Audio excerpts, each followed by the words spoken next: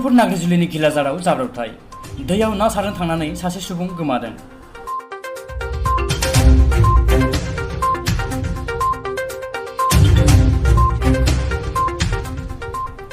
तामुलपुर जिल्ला सावफुर बाल्टिफार गामिनि अर्जुन बर' मुंनि सासे सुबुङा बरलिफार दैमायाव ना सारनो थांनानै गोमायो।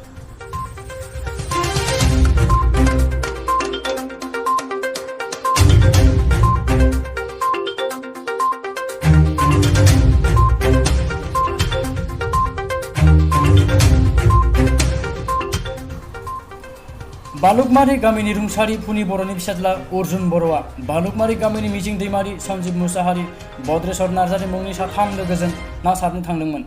नाथाय बरलिया दैमाखौ बारनाय समावनो सानस्रिनो रोङै अर्जुन बर'आ दैयाव गबयो। लोगोफ्रा बासायनो नागिरदोंमोनब्लाबो नाथाय बासायनो हायासै।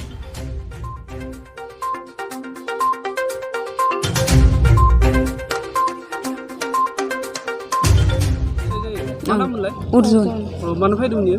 ना सारनो फैदोंमोन इयो सारनो होननानै फैनाङा होनना बादा होबाय थादोंमोन आङो। इयावनो फैदो इयो फैदो। ओमफ्राय लोगोफोरा बिसालथिफोरखौबो लोगो लादों, बिसोरो फाया होनदों अख्राय लिंना लाना फैदों। नोंनि फिसाय जायो? आं बिमा। न'आव माबाफोर नांलायाखै एख' नांलायखायाखै।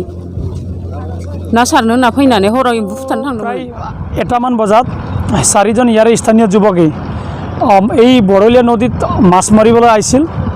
আহি থাকোঁতে তেওঁলোকে মাছ মাৰি থকা অৱস্থাতে হঠাতে তেওঁলোকৰ চাৰিজনৰ মাজৰ পৰা এজন অৰ্জুন বড়ো 33 বছৰ বয়স যুৱকজন সন্ধানহীন হৈ গ'ল। এই যুৱকজন এতিয়ালৈকে পোৱা নাই। এতিয়া বৰ্তমান আমাৰ মাজত তামুলপুৰ সমষ্টিৰ বিধায়ক জলেন দৈমাৰীদেৱে আহি পেলাই পৰিস্থিতি ইয়াতে চাই গৈছে আৰু তেখেতে অলৰেডি SDRF আৰু NDRF উদ্ধাৰ কাৰ্যত নমাই দিছে যে আমি সোনকালে এই যে যিজন যুৱক হেৰাই আছে সেই যুৱকজন যেন উদ্ধাৰ হ'ব বুলি আমি স্থানীয় ৰাইজ হিচাপে আমি আশাবাদী হৈ আছোঁ।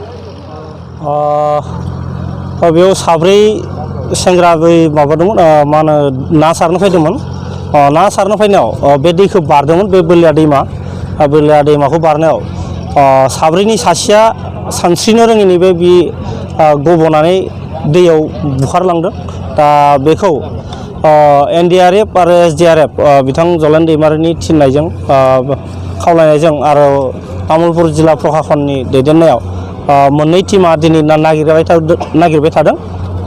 NDRF आरो SDRF एटासो बाजियाव जादोंमोन घटनाया, दा सोलिगासिनो दङ NDRF आरो SDRF बे गोथैखौ नागिरनायनि थाखाय। गोमानाय मुङा अर्जुन बर', 33 बैसोनि। बिथाङा हाबाबो जाबाय होननाय खोनादों आरो सानै गथ' दङ बिथाङा।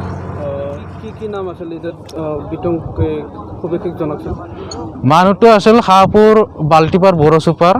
তেখেতে বলিয়া নদীত মাছ মাৰিব আহিছিল। তাৰে শালপতিনা খুৰখালি তেখেত হাতো আছিল। 4জন লগত 3জন তেখেতৰ লগত যোনে পানী ধৰাইছে তেখেতৰ লগত 4জন আছিলে নে সেইটোৱে আৰু। অৰ্জুন বড়ো।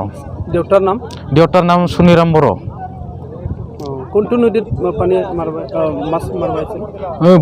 বৰলীয়া নদীত। এইখিনিয়ে আৰু বিচাৰি আছে তেখেতে যোনে বিচাৰিছে সিহঁতে বহুত কষ্ট কৰি বিচাৰি আছে। এতিয়ালৈকে মানুহজনক পোৱা নাই বিচাৰে। ইমান নকওঁ আছে।